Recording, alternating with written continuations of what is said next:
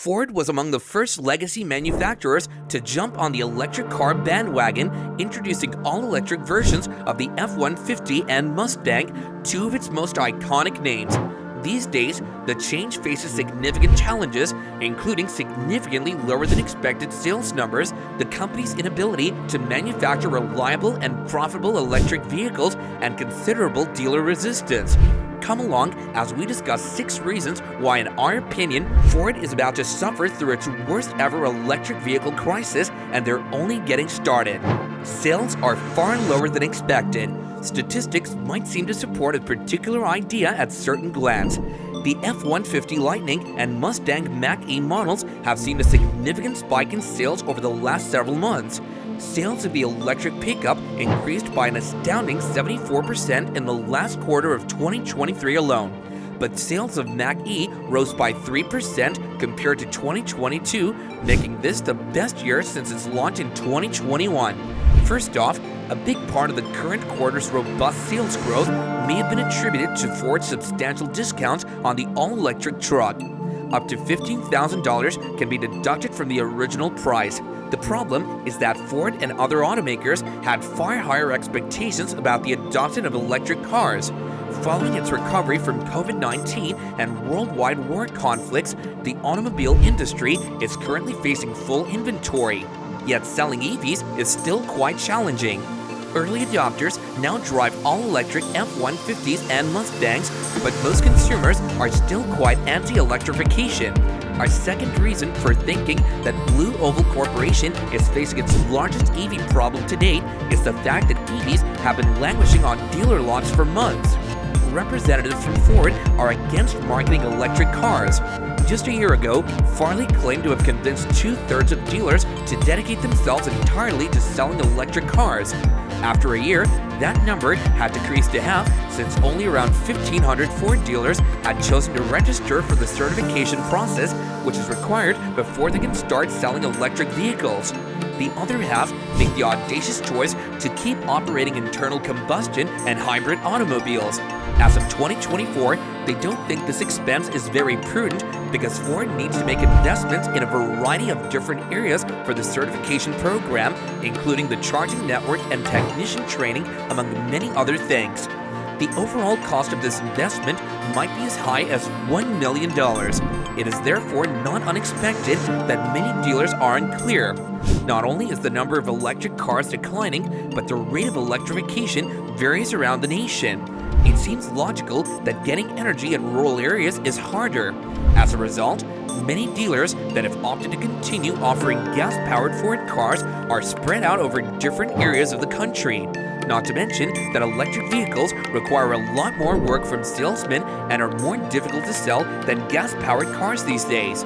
Ultimately, when we combine this lack of demand with the fact that supply chain issues are now fixed and lots are full, it's clear that dealers cannot rely on the massive markups they've been collecting over the previous several years, which have allowed them to treble the profit.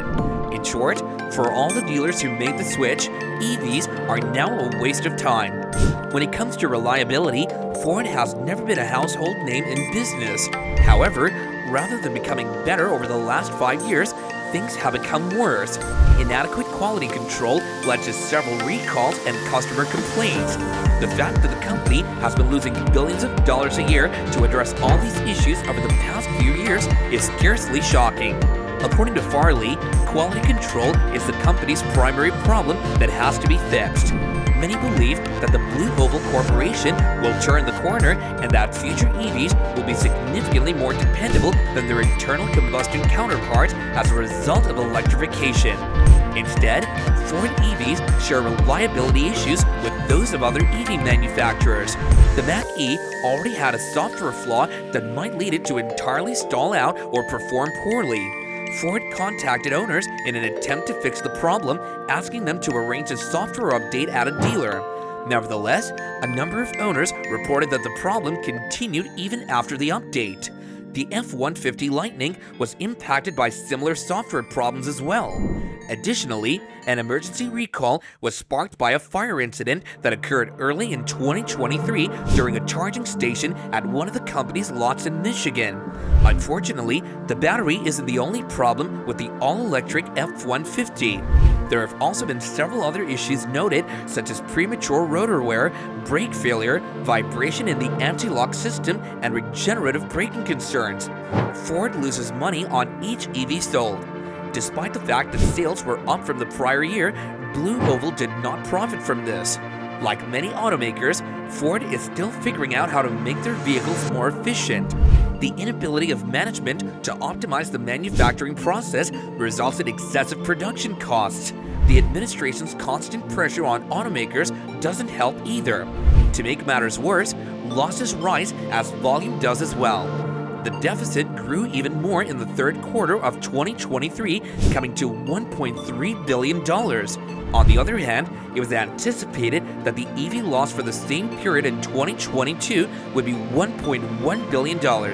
Of course, some of it has to do with the huge discounts the company has been providing.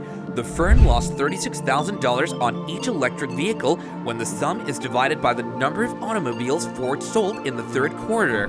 The second quarter's deficit came to almost $32,365. Our estimate of the overall loss on EVs is about $4.5 billion. However, further financial data is still required. This leads us to the company's choice to spend less on EVs. There won't be time for new ventures. Given these circumstances, where the company is losing billions while growing sales, it's hardly surprising that the management felt forced to implement some electrification-related measures. To be more precise, Ford has decided to save money by slowing down its rate of investment. Customers are finding it very difficult to accept electrification, mostly because of the high cost of EVs and the lack of infrastructure. Therefore, the market has proven more challenging than anybody had anticipated. As a result, the management is currently pushing for an estimated $1 billion in electrification initiatives. One of the tactics was to slow down the production of the Mustang Mach-E. The second was the suspension of the joint venture with SK On to construct the second Kentucky-based Blue Oval SK battery factory. Finally, the management of Ford is unsure of how to proceed or whether to move forward at all given the anticipated cost of the Battery Park, Michigan complex, which is close to $3.5 billion. There could be more delays in the future, and that's only the beginning. A dose of realism from Farley.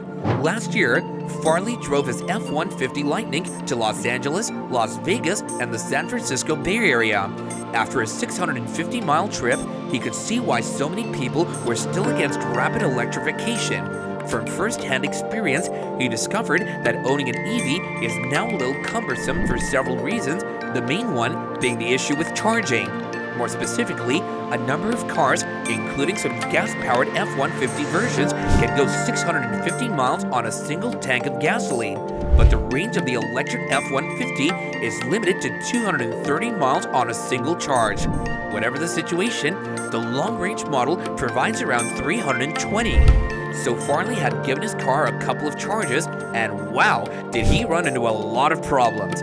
One of them was at the well-known Coalinga charging station, where he could only get a low-speed charger, which took around 40 minutes to add about 40% of the battery.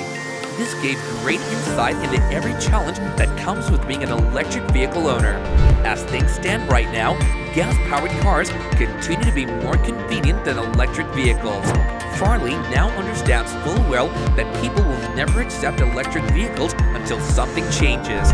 Even though it's inevitable, it will take years, if not decades, before we see a shift to electric vehicles.